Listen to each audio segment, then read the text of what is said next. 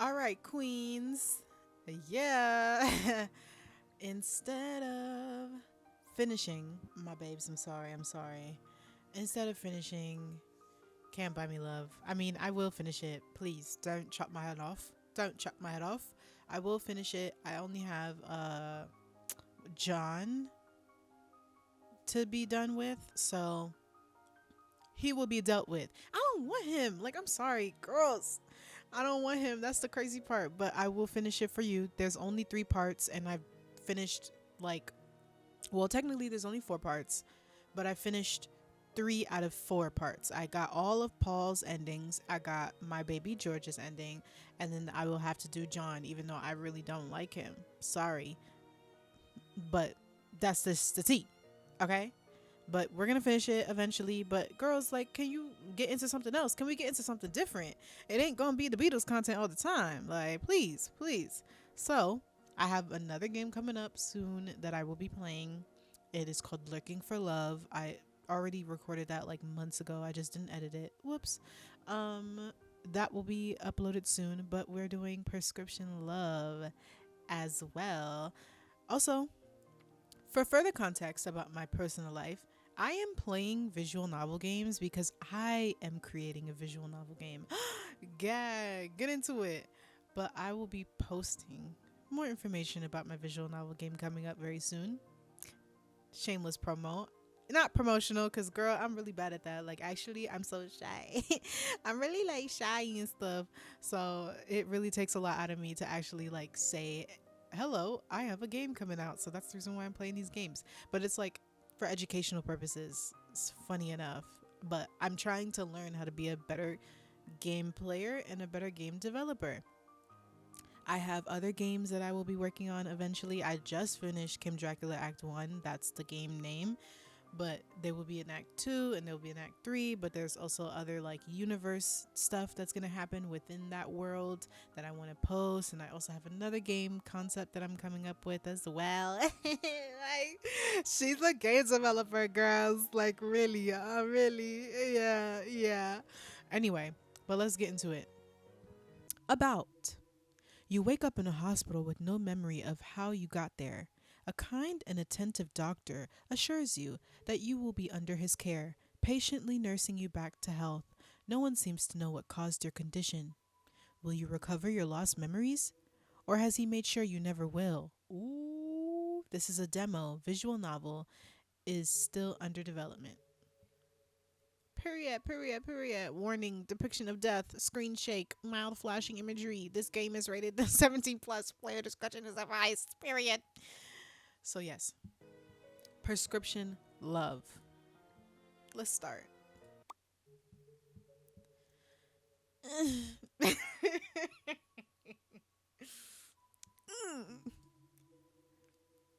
A sharp, blinding light pierces through my eyelids as I slowly open my eyes. My limbs feel heavy and unresponsive, as if the bed had become part of me. What? I squint, trying to make sense of my surroundings, but everything is a blur. The sterile smell of disinfectant biting at my nose. The rhythmic beeping of machines fills the room like a metronome. I look around disoriented, my vision slowly coming into focus. Oh, it's 3D and stuff. I'm lying in a bed, covered in crisp white sheets. I swear to you, this is the brightest game I've ever like set my eyes on. Even in the promotional material, it's so goddamn bright. I love the artistic intention, a very sterile, like almost heaven like place. I am curious where this will go. There are 2 endings. Let me take a gander. Sorry to interrupt, but girls, you want to girl, don't get mad. There is gender neutral writing, the features, one bad ending, one neutral ending, original artwork, a period, and one caring doctor. But yes, back to it. I'm lying in a bed covered in crisp white sheets, and there's something strapped to my arm. An IV line? What's this doing in my arm? Ooh, girl, don't do that. As I come to, there's a deep throbbing ache in my head that feels like it's about to split my skull from the inside. Ugh, why am I? My thoughts are fragmented, disjointed like pieces of a puzzle scattered in every direction. My chest tightens as the realization hits me. I can't remember anything. What happened to me? Why can't I remember anything? I close my eyes, hoping for some fragment of memory to return. Think, just think. Nothing. My breathing quickens, my hands clutching the sheets in fear. How can I not remember anything? Why is everything blank? Every effort to remember ends with nothing. Just a void where my memories should be. I love the shake. I try to sit up, but a sharp pain shoots through my head, and I collapse back into the pillow. My heart pounded in my ears, drowning out the faint beeping of the machines. I feel my anxiety threatening to swallow me whole when suddenly a calm, steady voice cuts through the chaos swirling in my head. Hey, hey, it's okay. His voice was gentle, but there's a firmness to it, pulling me from the brink of panic. I slowly turn my head toward the source of the voice. Gorgina man. A tall man stands beside my bed. He's tall, but there's nothing intimidating about him. His hair looks a little messy. Does it? He looks like perfect, like a Genshin Impact character or something. Like he's been here for a while. Take a deep breath. Has he been here the entire time? Do you know where you are? I shake my head slowly, feelings tear. Girl. I shake my head slowly, feelings tears prick at the corners of my eyes. I love that. No judgment, I love when there is kind of like a little bit of errors in writing for like indie visual novel games. It just makes me feel like the person is human, like yes, confirmed, a human being made this. It also makes me think feelings tears prick at the corners of my eyes reminds me of that cat, the cat memes. And then I met Larry. The walls were too bright, too sterile. Hey, it's all right. You're in a hospital. Nothing bad is going to happen to you here, especially not with me around. The most important thing right now is that you're awake and talking. I take a deep breath, feelings the tightness in my chest start to loosen. His words were meant to comfort, and they did in a way, but they also left me with questions. So many questions that my head felt even heavier than before. Do you remember your name? Oh, right, my name. What was my name again? Hey, you already know what time it is. Oh, it's PP in the building. Hey. PP. My name is PP. Fantastic. That's a very good start. I should introduce myself. I'm Dr. Anselm. I was in charge of your surgery and have been overseeing your care since you were brought in. Are there the gag of it is I played like a little bit of this, like a little bit of it until I got to a part in the game where I was like, "Oh, I should be recording this." Cuz I was like, "Ah!" But girl, notice how there's no goddamn nurses in this building? Where's the nurses at? Excuse me, sir. Surgery? I had surgery? What the heck happened to me? Yes, you were brought in with a traumatic brain injury. You were admitted with a skull fracture leading to internal bleeding and swelling of the brain. Emergency surgery was crucial to relieve the pressure on your brain. Imagine he just like, we were like shopping at a grocery store. This dude just comes behind us, clunk us on the freaking head, and that's how we got here. Oh, are you okay? Traumatic brain injury. Oh, you need to go to the hospital. I stared at him, unable to fully process the magnitude of what he was saying. Brain surgery? I had brain surgery? My stomach twisted at the thought. It was a very delicate procedure, but you came through it well. Since then, I've been monitoring you closely, waiting for you to wake up. You have been unconscious for a little over 2 days. The idea that I've been under this care all this time, that he's been watching over me while I was unconscious, is both strange and oddly comforting. Girl. Everybody look to the left. Everybody look to the right. No, no, it's not oddly comforting. I'm scared. But I don't know. Maybe it's because this man literally looks like an angel, and I think angels are demons low key. I know this is a lot to take in, but I promise you're in good hands. I could see it in the way he spoke, the careful way he monitored my reactions, as if he was measuring every word to avoid overwhelming me. With the initial shock of my situation beginning to settle, a pressing question rises to the forefront of my mind. Do you know what happened to me? Did someone do this to me? For the first time, I saw a flicker of uncertainty in his expression. I'm afraid I don't have the answers to that. You were found unconscious and brought in by paramedics. From what I can tell, the significant impact suggests a forceful blow, or possibly a fall. Unfortunately, I don't have any more details beyond that. There were no witnesses. Hmm. Did the EMT? Okay, I've been watching The Rookie for way too long. Did the EMT tell you how they found me? Was I like on the floor in public, or was I felt like below a flight of stairs? Like, I think that the circumstances would be able to have you know what happened to me, but I guess we're not going to ask any more questions. There were no witnesses. The people who found you didn't see what happened.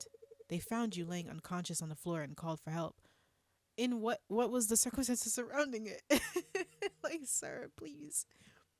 A chill runs down my spine as his words sunk in. No witnesses. The blank spaces in my memory suddenly feel much larger and darker. This must be a sick joke. So, no one knows how I ended up like this?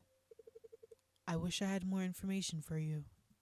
Sometimes with injuries like this, the memory can be slow to return, or it may never come back at all. But what's important is that we focus on your recovery. I swallow hard, the knot in my throat tightening. The idea that no one knows what happened, what even I don't know what happened. That even I don't know what happened. Will I ever get justice? Something deep inside me boils. Frustration, anger, fear.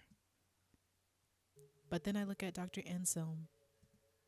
The genuine concern and kindness in his eyes, and I simply felt safe. He's been here since the beginning, watching over me, guiding my care. Even though he doesn't have all the answers, he's still here, ready to help me. Thank you for everything. I don't know how to even begin to thank you. A slight brush. Oh, a slight blush rising to his cheeks, catching me off guard. He wavered a hand dismissively, clearly flustered. Oh, don't be silly. You don't owe me anything, PP. I'm just glad I could help. Really, I don't know how to express how grateful I am. You're too kind. He glanced away for a moment, gathering himself before turning back to me. Oh my god. I'm just doing my job. So what's the bill looking like? Is this America? Because girl, they should never took me to the hospital. They should have never. No, don't call the ambulance. Just let me die. Watching you recover, that's more than enough for me. Whatever happened, I'm going to do everything I can to help you through it. I take a deep breath, feeling a little steadier than before. I could feel the certainty behind his words, his modesty almost endearing. The way he said my name, PP. It wasn't clinical or detached. Made me feel like I was more than just another patient to him. Dr. Anselm takes a step back, giving a reassuring nod. I think it's best if you try to get some rest now. Your body still needs some time to heal. I managed to grab his attention before he turned away. Wait, can I contact my family? Just to let them know I'm okay. They haven't heard from me in days. I'm sure I must have worried them. A pang of unease hit me. Why hadn't anyone visited me? Oh, well, I'm afraid it's past the hospital's curfew. I can't make any calls at this hour. But don't worry, I'll make sure you get in touch with them first thing in the morning. That doesn't make any sense. Um, you can't call them right now. Curfew is no visitation. You can't call my family and tell them that I'm alive. Is anybody concerned about their health? Is anybody concerned about when they wake up the next motherfucking morning? Confused. The thought of waiting until morning feels like an eternity. Are you sure? I know it's the hospital's rules, but the disappointment was heavy in my voice. He sighed and gently placed a hand on my head. I know it's hard, but right now, the best thing you can do is focus on getting a good night's rest. Mind you, I've been sleeping for 3 days. His hand rested there a moment longer before he pulled away. Your body has been through a lot, and rest is crucial for your recovery. I promise as soon as it's morning, we'll make those calls. Your family will be the first to know. Okay, I murmured, unsure but too tired to argue. Girl, I am never tired to argue. I would be like, sir, can you, for real, like, please, I don't know what's happening. Just try to relax now. The severity of my situation still lingers, but there's also a sense of exhaustion settling over me. Yeah, you got clonked in the head like a couple days ago, girl. Of course. Pulling at my eyelids and making my body feel heavy. Maybe he's right. Maybe rest is exactly what I need right now. Alright, I'll go to bed now. Thank you, Dr. Anselm. Am I saying that right? Anselm. God, my American tongue. Anselm? I think anyone else would not be able to pronounce this either. This is probably a straight up like European name. His eyes twinkled softly. You're welcome. If you need anything, don't hesitate to press the call button. Rest well. We'll talk more in the morning. With that, he turns and quietly leaves the room, closing the door softly behind him. All right. I'm left alone, with my thoughts and the steady beeping of the heart monitor beside me. The room feels quiet and still. That would annoy the hell out of me. If I've never been to the hospital, thank the Lord. But that would annoy the hell out of me because I have sensory issues. I hate it. Ah. It would annoy the hell out of me. How would I go to sleep if I hear beep, beep, beep, and my heart would go faster, faster. So it'll beep, beep, beep, beep, beep, like Jesus. But there's a sense of safety in knowing that help is just a button press away. I close my eyes, trying to focus on my breathing, letting the sounds of the hospital fade into the background. The weight of the day presses down on me, and slowly, as I drift off, I hold on to the hope that tomorrow will bring more answers. And finally, the sound of a familiar voice. My sleep was suddenly interrupted. A, a soft creak that echoed through the room. My eyes fluttered open, but I was too groggy to fully register the sound. Was that my imagination? I groaned internally. Ugh, I can't be bothered. I shifted in bed, wanting to go back to sleep, letting my eyes close again, eager to sink back into sleep. But then I heard it again. A slow, deliberate creak, like someone was gently pushing the door. Still half asleep, I tried to ignore it.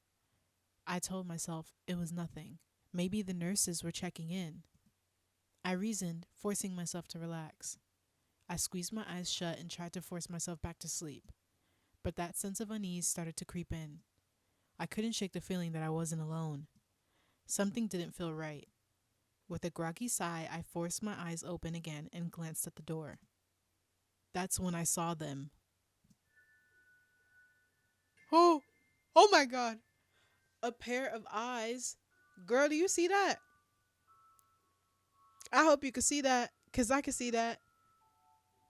Oh my God. When I originally got to this point, I screamed.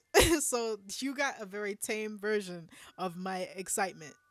Girl, I gagged. They were peering at me through the gap in the door. I don't like that. The eyes almost blending into the shadowy gap, but there was no mistaking them. They were watching me. Oh my God. And this is when I decided I had to record. Oh, girl, what am I supposed to do? The immediate inclination for me was to threaten. Like, girl, you better get out. I was on the scream. Cause what they gonna do? They gonna try to fight me? I'm gonna have to get up and really start to throw my elbows. Call out. That's the white lady thing to do. Hello, like girl, there's somebody right there. They're looking at you. Like, what are you talking about? Hello, or do nothing. In real life, I would do nothing. But then again, actually, no.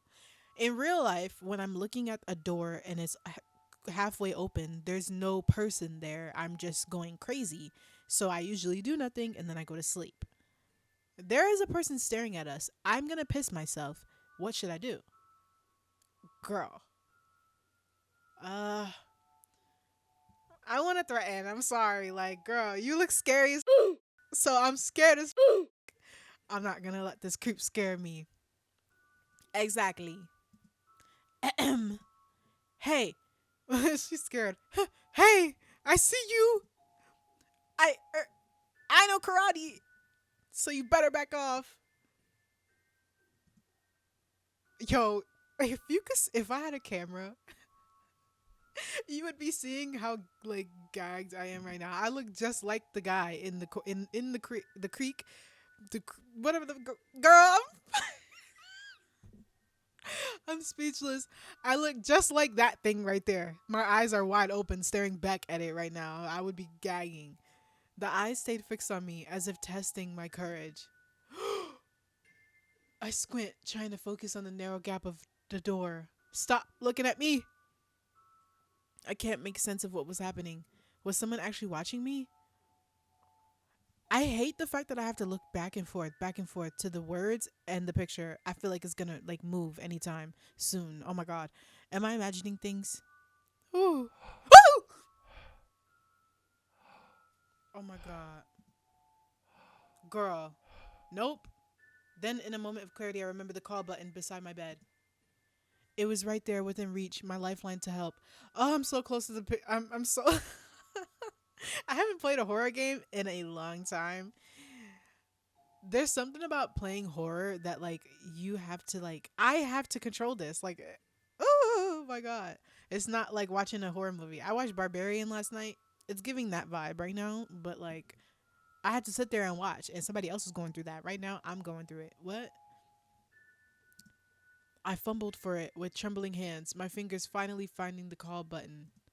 The instant I pressed it, the eyes vanished. One moment they were there and the next they were gone, as if they had never existed. I quickly sat up in bed staring at the door. The gap was now empty. I listened carefully and then I heard it. The soft sound of footsteps, light and hurried, moving away down the hall. My pulse quickened, my mind reeling from what had just happened. Within seconds, Dr. Anselm enters the room. I came as fast as I could. I know it was you. I am critical of this man. I don't know who you are. I don't know where I am. But I know that was you. Get me the out of here right now before I turn up. I'm sorry. Some of y'all would be like, oh, I trust this white man. I do not. I don't. I do not trust this man. I am afraid. He looks like he can stain easily. I don't trust people who look like they can stain easily. His eyes immediately swept the room, searching for some unseen threat. I could see concern in his expression as turned to me. Is everything all right? You pressed the call button. Did something happen? Someone was I saw eyes staring at me. Flames on the side of my face. And they vanished the moment I pressed the button. He's gonna be like, it's hallucinations, Sometimes that happens when you have head trauma. Girl, no. I watched his eyes scan the room. He walked over to the door, glanced in the hallway before turning to me.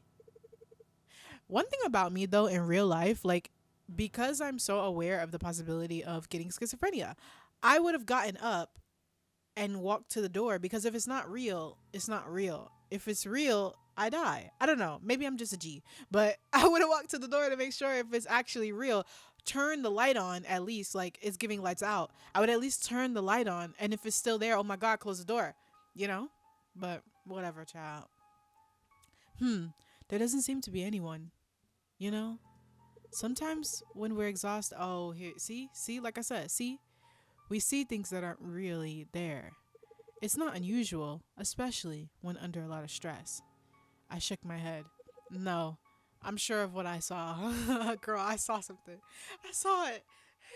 I saw that thing, girl. They were right there. I even heard footsteps leaving after I pressed the button. Don't worry. I'll have someone check the security cameras to see if anyone was in the hall.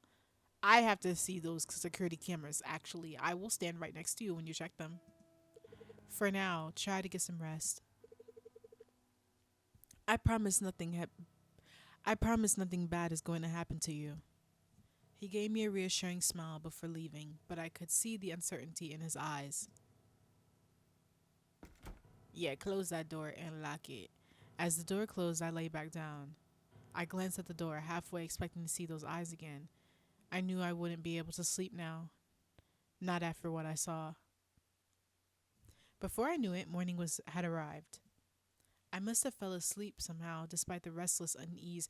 Girl, I would have put the covers over my head. You know the covers always protect you. What is that thing gonna do? Grab me? Like, let's hope that they don't. But the covers always work, okay?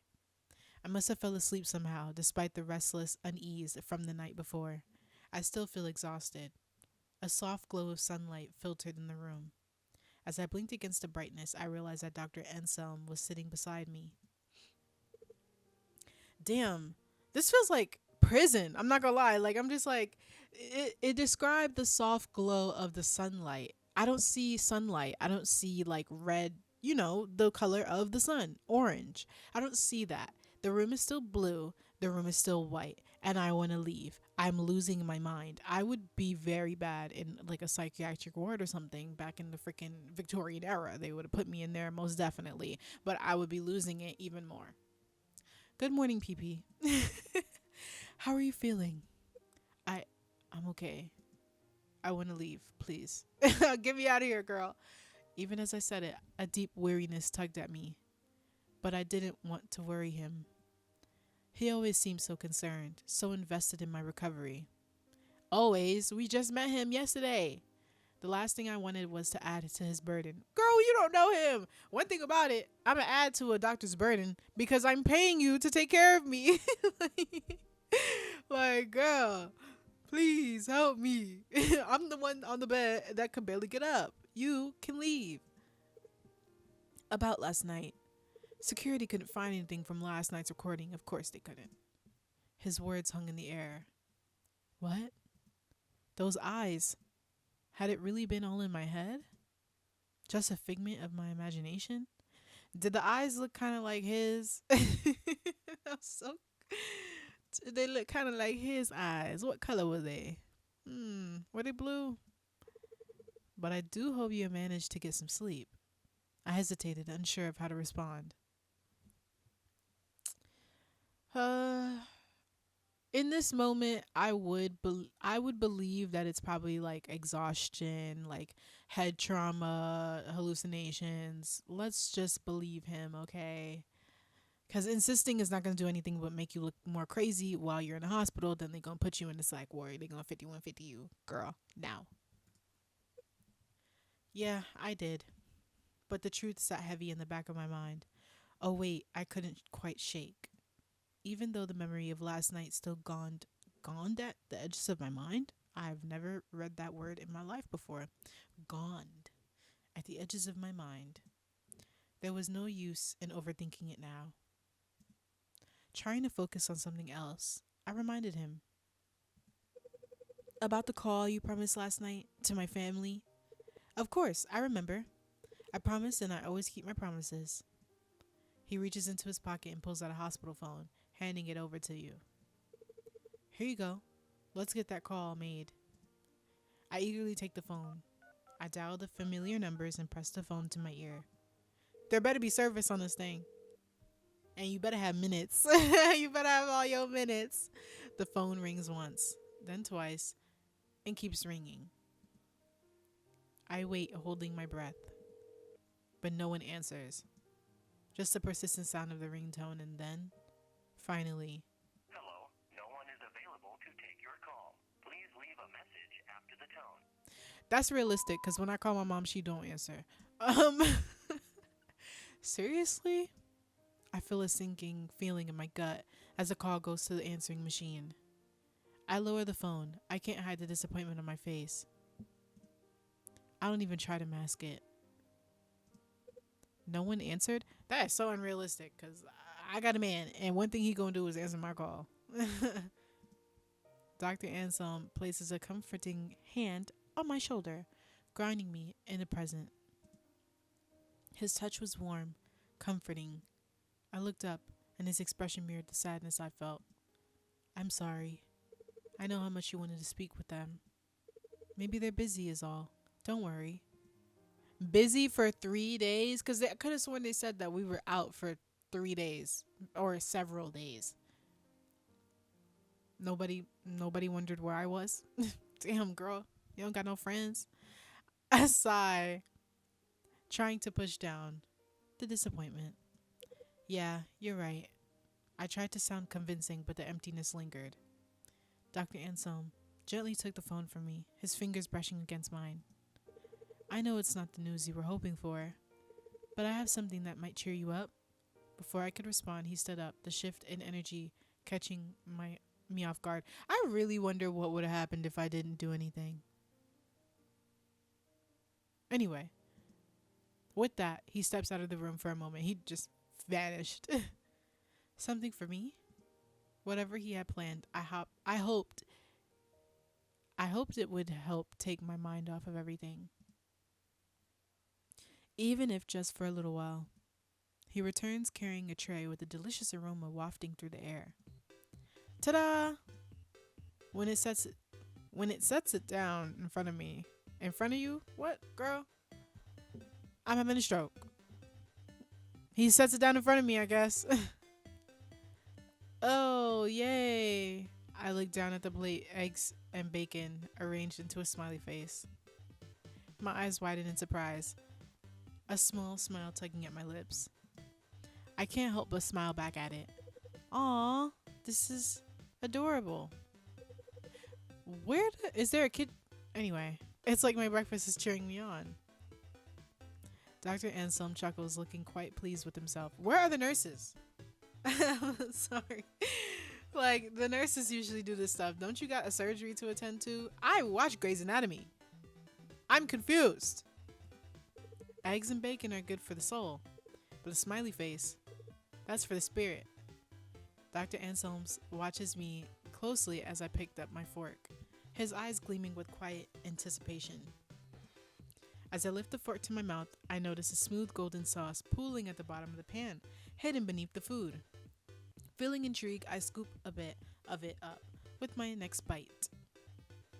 Ooh, it changed! The moment it hits my tongue, the flavors deepen. Ooh, we're having a good little time.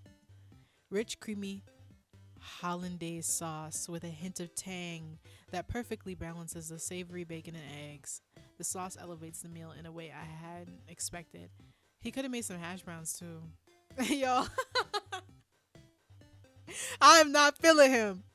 I am not impressed. Could have gave me some hash browns or something. Whatever. This is amazing. I'm almost as at a disbelief at how delicious this simple meal is. I take it the smiley face is working its magic. Definitely. But the taste, that's what's really winning me over. The hollandaise sauce adds this smooth, almost buttery richness. There's a big grin on Dr. Anselm's face. He's clearly pleased with my reaction. I thought the sauce might be a nice surprise. Adds a little something extra to bring it all together. You weren't kidding.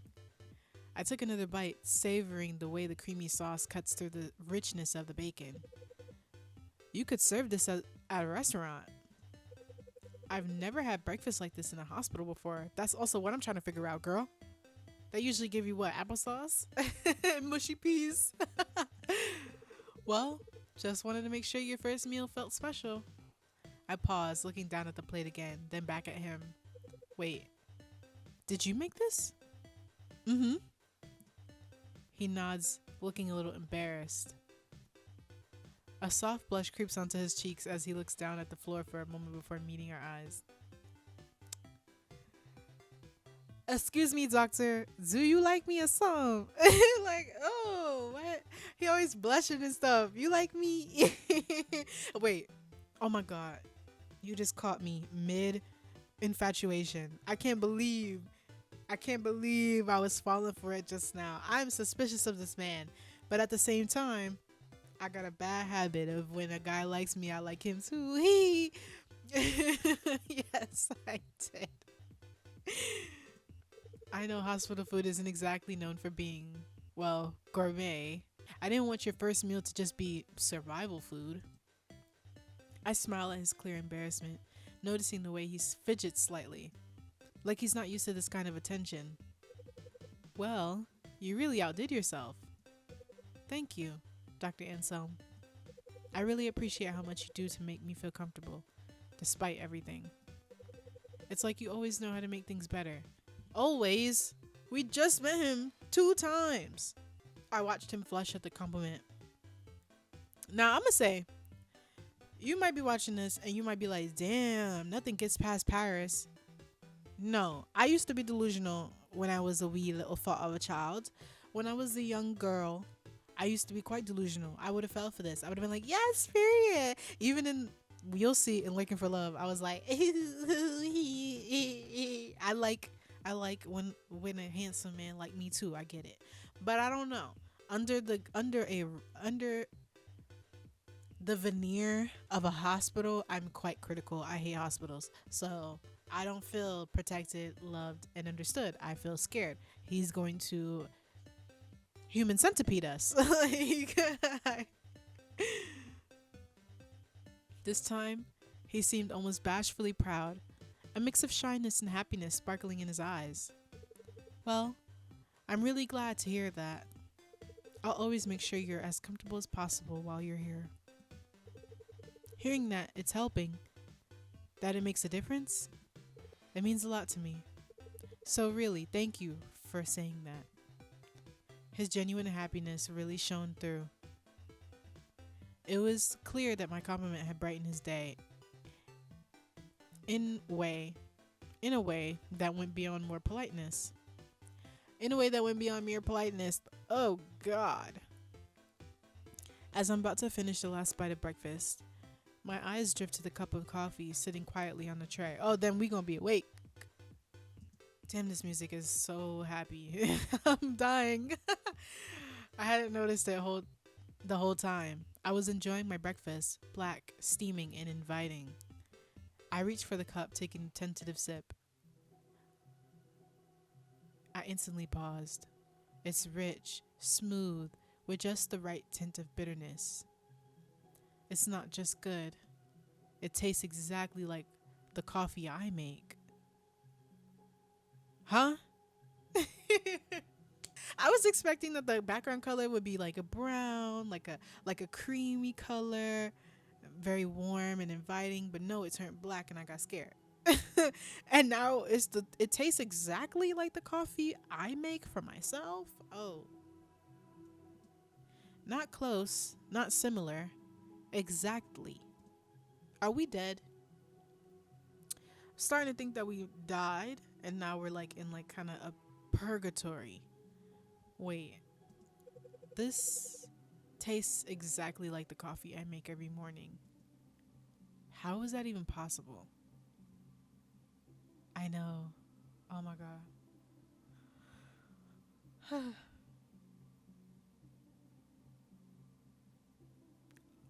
One thing I have to tell you is that I like when a man is creepy. When he said I know, like that little tiny I know with this little creepy face, I might fold. Something's wrong with me. I'm sorry. His voice barely above a whisper. So quiet that I almost wonder if I imagined it. One thing about it though, take me out of the hospital. You can keep me. Like, if you're gonna cook food for me, make me my favorite coffee, you can keep me. But get me out of here. I hate hospitals, bro. I've never even visited as a patient in a hospital, child. Never. So quiet that I almost wondered if I imagined it. He's standing there, his usual calm demeanor in place. But there's something different in the way he watches me. What was that? The words slipping out before I can stop them. He just smiles a warm, casual smile, like nothing is out of the ordinary. Oh, really? I narrow my eyes, still processing the shock. Excuse me, sir. I heard you. I heard you say, I know. How do you know? I'm not stupid. No one ever gets it right the first time. Not the exact strength or balance of flavors. I take another slow sip, almost searching for a flaw. But there isn't one. This is spot on. Maybe I'm just good at reading people. His tone light, but he's just making conversation. Like he's just making conversation. But his words send a shiver down my spine. Oh, we're scared of him now. Oh, you scared of him now. Uh-huh. Though I can't quite pinpoint why. Either that or you've got some kind of sixth sense.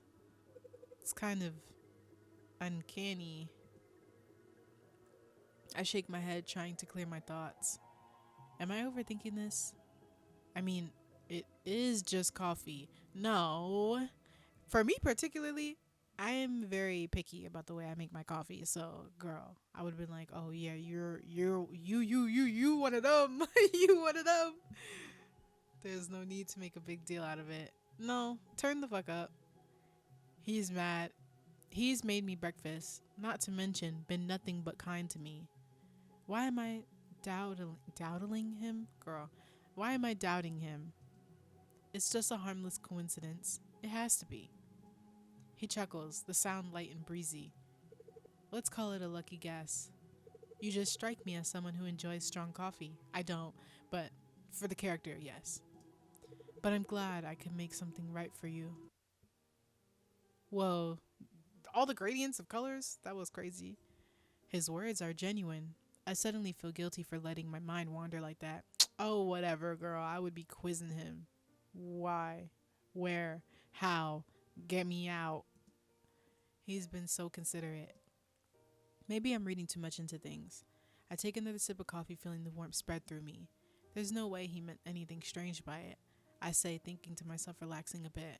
He's just trying to make my stay a little more bearable, going above and beyond because he cares. So he picked in my brain and found out the way that I like to drink coffee? Yeah, that doesn't make any sense. Like, yeah, he's trying to make me feel more comfortable by doing exactly what I've been doing for the longest time, almost as if this man has been watching me. I shouldn't doubt him. He's done nothing but try to help. As I set the cup down, I glance at Dr. Anselm, who's watching with that same gentle smile. The warmth of the coffee lingers on my tongue, and the unsettling thoughts fade into the background. Thanks, Dr. Anselm. It does make a difference. You're very welcome, Pee-Pee. As he glances at his watch, his expression shifting ever so slightly. You should probably get some rest now. I just woke up. Damn. He says as though he's reminding me of something important. You've had a long morning and it's important you don't overexert yourself. I had a long morning. Yeah. Me every single time I wake up in the morning. Yeah, I did have a long morning. I should go back to sleep. I'm fine. Dr. Anselm smiles, but there's a firmness in his gaze. Also, we just drank coffee. How would I get some rest after I just drunk coffee? Huh? But there's a firmness in his gaze that makes it clear he's not going to entertain any arguments. I know you're strong, but you still need time to heal. Pushing yourself won't help. He steps closer, his hand slightly brushing the edge of the blanket as he adjusts it over my legs. There's a tenderness in the gesture, something careful and deliberate. You need to take it easy. Do we have like TV or something? Can I watch Judge Judy or something? Like, what's happening? An unexpected wave of fatigue hits me. Oh, right. Now I'm getting sleepy. In real life, I'm actually getting sleepy. I don't know why. Leaving me more tired than I anticipated. Whoa. Am I experiencing the side effects of a food coma? Girl, it was just eggs and bacon and sauce. Tuh. I sigh, feeling the full drowsiness becoming harder to resist. I literally just yawned just now. How am I real life getting sleepy? It's 12:25 p.m. as I'm recording this. What the hell? I'm scared. I'm scared, guys. I'm scared. As if sensing my thoughts, he offers me a reassuring smile. I think it's the damn freaking display. It's so goddamn bright. It's making me like tired. I'll be back to check on you later. Oh, wait. Oh. With that, he quietly leaves the room, closing the door gently behind him. I'm probably having a food coma. Dr. Ansel did say I need lots of rest. And then we're going to see the demon again. He be nice in the morning. He be a demon at night. Hey, I kind of like that though. Wait, shut up. I close my eyes and nuzzle my face against the pillows. Time slips by. I'm finally awake from my peaceful nap. I rub my eyes, trying to shake off the drowsiness. Something catches my attention. The door to my room is slightly ajar. Why is the door left open like that? Was it? No, I'm sure Dr. Anselm closed the door before you left. Was somebody watching me sleep? The sight of a partially open door leaves me feeling on edge. I feel vulnerable, exposed. Girl, are we paralyzed or something? By this time, I would have at least gotten up in some capacity. Because you can move those little, like, drips or whatever, IVs. I would be able to get the hell up and see where we are. Imagine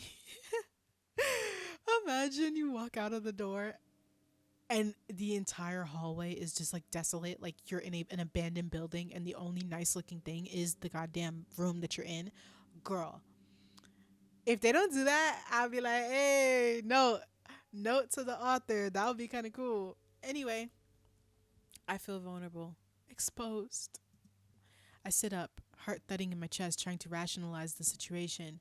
Maybe it's nothing. Maybe. Suddenly the door creaks open wider. A figure steps into the room. Oh, okay. Ooh, child. It's Dr. Anselm. Knock, knock. Smiling warmly, holding a clipboard in one hand and a small tray with medication in the other.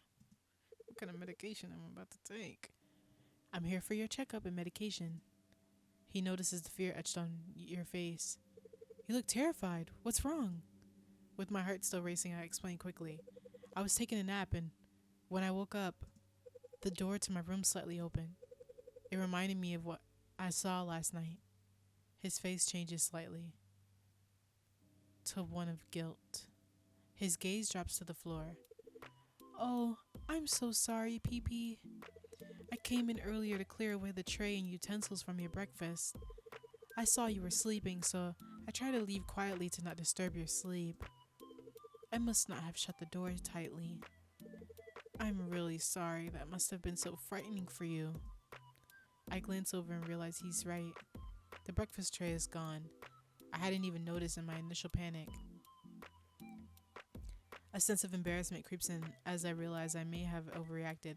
I love the color changes for the screen and stuff. I think that's really cool. No, I'm sorry, Dr. Anselm. I think last night left me feeling a little paranoid is all. He shakes his head. No need to apologize. It's completely understandable to feel uneasy. I should have been more careful. Your comfort and peace of mind are very important. I'm just confused because where are the nurses? Like, child, I barely, like, whenever I actually have to see a doctor, I barely see the doctor. Like, it'd be like 2 seconds, we talk, and they'd be like, okay, sounds great, bye. And then the nurse does everything. I'm sorry for disturbing that. Thank you. Dr. Anselm, I guess I just need some time to adjust. Of course. Oh, he moves in closer to check my vitals. Oh, girl, I thought he was going to give me a kiss. Let's get you checked up. Wait, let's get your checkup done, shall we? I promise I'll make sure to close the door properly next time. He places a tray of medication on the small table next to me. My eyes fall on the pills. So many pills. What are these for? He lifts the small plastic cup and shakes it lightly, making the pills inside rattle softly. Oh, these? They're painkillers and antibiotics. Multiple painkillers and multiple antibiotics. Given your injury, it's expected that you're still experiencing headaches and occasional bouts of pain. The painkillers will help you recover comfortably while you're here. He pauses for a moment before adding, leaning back slightly as if considering the best way to explain. Now these, he holds up larger white and red pill between his fingers, are a bit stronger. A narcotic analgesic? Huh? Is a potent painkiller used for intense pain. So don't be alarmed if you find yourself feeling more sleepy than usual. He points at the antibiotic, ensuring you're following along, then continues. Since I had to perform surgery on you, there's always risk of infection, and I wouldn't want that happening to you. These will help minimize that risk, ensuring your recovery stays on track. I see. I feel more at ease with the explanation. Thank you for taking the time to explain it to me. Of course. It's important for you to understand your treatment. If you have any questions or concerns, please don't hesitate to ask. Your recovery is my top priority. Speaking of recovery, a question sits heavily on my chest. How long do you think I'll take to make a full recovery? He lets out a gentle sigh before responding. Well, honestly, it's hard for me to say for sure. You can't push it or predict exactly how long it'll take. Some people heal faster than others. But when it comes to the brain, patience is key. It could take weeks or even months. Months? Seeing the concern on my face, he quickly adds with a soft smile. I know it's not easy to hear. With injuries, especially ones like yours, we have to be patient. I need to ensure you can get back to your daily life safely. Let's hope that that is a possibility with you around. When you're ready to leave. When you're ready to leave.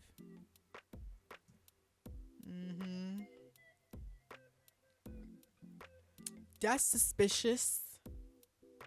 That's weird.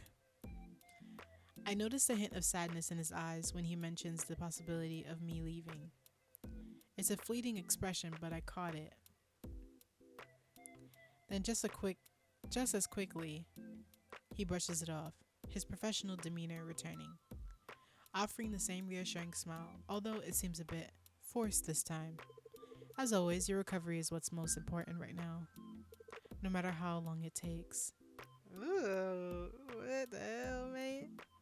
I can't shake the feeling that there's more behind his words. Still, I decide not to press further. Dr. Anselm quickly changes the subject. Let's get you settled in with some dinner, shall we? He steps over to a small cart. Where are the nurses? Like I said, girl, I ain't never really talked to the doctors this long. And they damn sure ain't give me no goddamn food. Child, they barely even talk to me about whatever the hell's going on with me. He steps over to a small cart, lifting a bowl with the lid. He sets it down in front of you and lifts the cover to reveal a bowl of plain porridge. Compared to delicious breakfast he made earlier, the porridge looks a bit bland. I can't help but feel a twinge of disappointment. He chuckles at your reaction. I'm sorry, it's not quite the same as breakfast, is it? I can't always be spoiling you. If it's farina, I'll bust that thing down. Give me some sugar. If it's grits, ooh.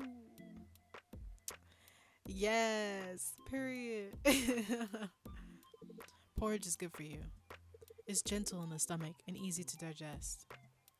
I understand the need for a simple meal, even though it's not as appetizing.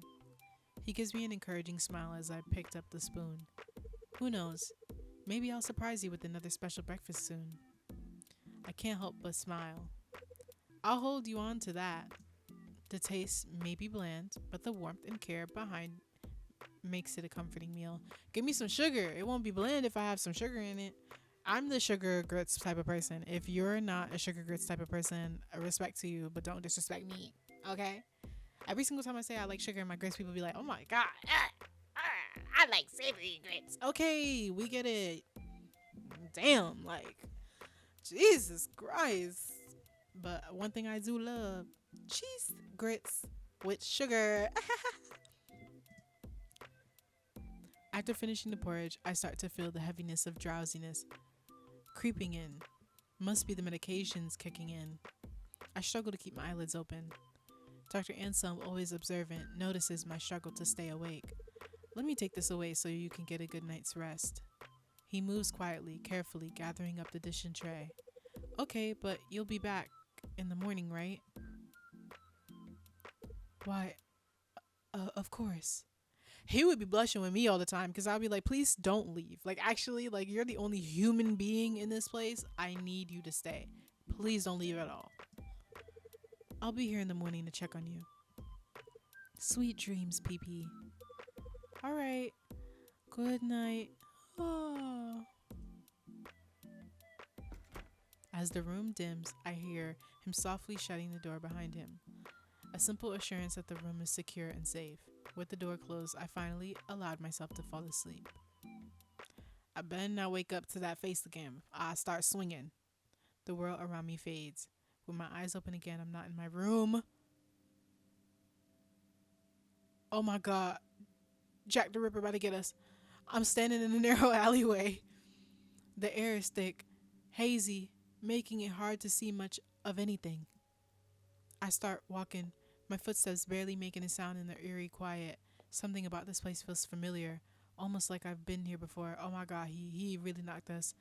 But I can't quite put my finger on it. The more I move, the more the sensation gnaws at me, tugging at something deep in my mind. Then it clicks. I'm dreaming. The realization brings a strange comfort, but also a deeper confusion. Why does this place seem so familiar?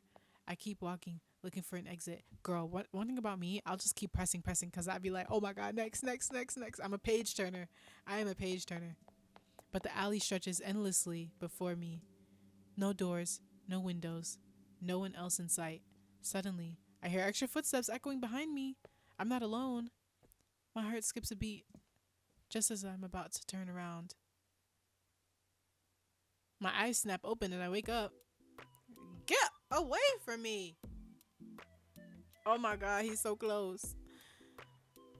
Oh my God. I'm immediately greeted by the sight of Dr. Anselm's face, inches away from mine. Ah! We both yelp at the same time, startled. Why are you scared? I'm scared. Why are you in front of me? He jumps back so fast, he nearly knocks over the tray beside my bed. His eyes are wide with shock, and he looks as flustered as I feel.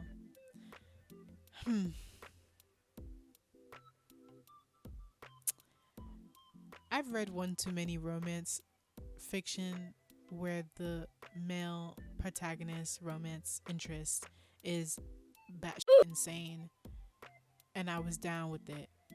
So honestly, truly, if this was really me, take your clothes off. Take your clothes off. Because clearly you're feeling me. Exactly. My heart's still pounding in my chest, not just from the dream, but from having him this close to my face. I open my mouth, but no words come out, feeling shy under his gaze. Ciao. My words feel heavy and misplaced, as if they'd only make this moment more awkward. Sorry, he stammers, quickly standing upright. I didn't mean to scare you. I watch his hands fidget nervously. I was just checking your vitals, and you look so peaceful and, What the hell? Unprofessional. It's okay. No, it's not okay. I would be like, excuse me, sir. That's unprofessional. I mumble, cheeks warm. Suddenly, I'm unable to look directly at him. The room feels suddenly too small. There's a lot of silence before he quickly recovers. So, how was your sleep? I had a weird dream that I was walking in the streets of London and Jack the Ripper grabbed me up. It was weird, actually. I had this dream about an alleyway. Something flickers across his face. Oh, you remembered? I mean, that's a slight shift in his expression, like he's suddenly paying extra attention. An alleyway? What happened? I shrug, still feeling a bit off from the dream. I was just walking and then I heard footsteps behind me, like someone was following me. But I woke up before I could turn around. He listens carefully, eyes focused on me, like he's considering something. He's like, and did you happen to see who was following you? Was his hair blonde and his eyes blue? Was he wearing a lab coat? I couldn't possibly be. I bet it was like somebody else. That would be really weird if it was, right? Right? Right? There's a moment where I think he might ask more, but he doesn't. He gives a small chuckle. Does sound like a strange dream. But dreams are usually made up of random thoughts and feelings of all mixed together. Yeah, he always has an answer for something. You saw something scary in the doorway last night? You have head trauma, so sometimes you see things like, girl. I wouldn't worry too much about it. I release a breath I didn't realize I was holding. Yeah, you're right. Thanks for that, Dr. Anselm. Of course. He gestures to a small tray on the bedside table. Anyway, I brought your breakfast. Oh, I better be bussin'. I hope you're hungry. Oh, what is that? I look over, noticing a bowl of salmon and rice. Mm-mm-mm. You put your foot in that, though some of it has spilled onto the tray. His eyes widen in horror as he notices the mess. Oh no, I didn't realize. I'm so sorry. I can bring you a fresh one. It won't take long. Where are you cooking this? Talking about it won't take long. Where is the kitchen? On this floor? And by chance, are we in a cellar? Before he can leave, I reach out, my hand gently stopping him. No, it's fine, really. I want to eat it. It looks delicious. I would not enjoy it because I don't like fish. I'm an abomination. I'm sorry. I also don't like eggs either. I only like scrambled eggs, so he definitely would have gone back in the kitchen and whipped me up something else. I would have really been putting this man to the test. Yeah. Thank God this is not like written response because I would have been like, I don't want this. I don't eat eggs. I don't eat fish. And he would have had to whip it up. He would have to prove that he deserves my adoration and affection. I would have made him work for it. Anyway, I pick up the spoon and take a bite. Delicious. The buttery taste of salmon immediately fills my mouth and I smile at him. See? It's perfect. I say, my words muffled slightly by the food. Why are we pacifying the doctor? Girl, like, this is really a game because truly, truly, I would not give too much of a fuck. I would be like, sir, where am I? By chance, what location are we in? By chance, where's my phone? And perchance, could you tell me where we are? Is there anybody working here? His face softens, the guilt fading from his face. He watches me for a moment. There's something tender in his gaze that makes my chest warm. I'm glad you're enjoying it, even if it's not exactly how I planned. After savoring the final spoonful of breakfast, I wipe my mouth and glance at Dr. Anselm, who is busy tidying up the tray. Hey, Dr. Anselm? Can I go on a short walk? Yes, please. Can I get the fuck out of here? I just need a change of scenery, stretch my legs a bit. When's the last time I took a shower? When's the last time I used the bathroom? Like, yes, let's ask questions. Let's ask some questions, girl. He immediately stops what he's doing and turns to me. I'm afraid you can't do that. You're still not fit enough to exert yourself. I furrow up my brow slightly. Not even walking? I ask, trying to push a little, thinking it wouldn't be much effort. His stance doesn't soften. If anything, he seems more resolute. Even walking. How am I not getting bed sores? I watched too much Grey's Anatomy for this. He would have had to kill me because I would have been asking way too many questions. I wouldn't be playing along. I would have been asking questions. Unless you tell me straight up, I captured you. I want you to stay here. Then I'd be like, oh, okay. Then I can't do nothing about that. But if you're trying to make me think that I'm actually in a goddamn hospital, I'm going to ask real questions at the goddamn hospital. One thing I'm going to do is ask the doctor some questions. The finality in his tone makes it clear that he's not budging on this. Just outside my room? Absolutely not. Oh, his vibe changed. Mm. Oh, there's a hardness in his expression that catches me off guard. For a brief moment, I felt a small flicker of fear, but just as quickly as it came, the intensity melts away. Oh, he's gonna kill us. I'm gonna get the bad ending. I know it.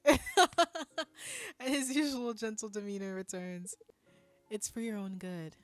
Even a short walk could set you back. I need to make sure you're fully recovered before you go exerting yourself. His explanation is calm, but the memory of that sudden shift lingers. Still, I nod, reminding myself that the doctor knows best for me. Girl, that's not true. Very good. The firmness in his voice now replaced with a tone of approval. I sink back into the bed and exhaling softly. But I'm suddenly overwhelmed by the sense of sleepiness. What the hell he do? Inject us with something? Like, damn. Wait, did I take my medication? The thought floats lazily in my mind, feeling distant and hard to grasp. I try to focus on Dr. Anselm, but his figure starts to blur. My vision slowly fading at the edges, and the room seems to spin. Before I can form a coherent question, I feel the warmth of his hand as he gently pulls the blanket over me, tucking me in with gentle care, but it all feels distant. I want to speak, but my body feels heavy and my thoughts scatter. I'm pulled into sleep before I even realize it's happening. I gasp awake, my breath catching as I sit up. It's in the food. It's in the food. Been through this before. Not in the not in the hospital or anything. Lurking for love in the game. I was like, every single time I eat his food, I get sleepy. Oops. I blink, trying to gather my bearings. My head foggy like I'm still caught in a dream. I sit up slowly, the weight of fatigue still pressing down on me like a heavy blanket. How long as I s- how long was I asleep for? Oh, good evening, Pee. I look up startled. It's Dr. Anselm. I rub my eyes. Who else would it be, girl? I rub my eyes, trying to shake off the grogginess. Evening. My voice scratchy, trying to shake the fog from my eyes, from my mind. How long was I asleep for? Only a few hours. You needed the rest. How are you feeling? I pause, trying to assess myself. Groggy? Really groggy. I admit the words slow to form. Why do I feel so tired? I ask, my voice a little sharper than I intended. I mean, after breakfast, I was exhausted. He doesn't flinch or seem surprised by my question. Instead, he pulls up a chair and sits beside me. The same steady patience in his expression that he always has. Fatigue is one of the most challenging symptoms after a brain injury. The brain has to work much harder to compensate for the damage, even for the smallest tasks. Like eating, it can drain your energy faster than you realize. His explanation is so calm, so reasonable, that I find myself nodding almost automatically. This girl has never watched The Resident, Grey's Anatomy, The Rookie, 911, none of it. I mean, it does make sense. It doesn't. Of course it makes sense. But why do I still feel unsettled? It's not unusual to feel exhausted out of nowhere in your circumstances. Your brain is basically working overtime as you recover. It's important to listen to it, to give yourself that rest when you need it. Girl, I'm sleepy right now, and I would like to go to sleep as I'm playing this game. Should I sleep now? I'm nodding, but something inside me is stirring. Something uneasy. My gut tells me there's more. Something he's not saying. But his eyes, warm and kind, don't falter. He pauses briefly, giving the small cup of pills in his hand a gentle shake. Here we go. No! No! Help! Help me! Help! It's time for medication. Ooh, do I want to die? Because he's going to kill me. I feel like he's just gives the type of vibe where it's like if he gets like if I don't obey and listen to him, he's gonna get mad and he's gonna beat me and he's gonna be like, "Oh, you made me do this." Like it's giving that. Accept the medication, reject the medication. Hmm. Let me think on it.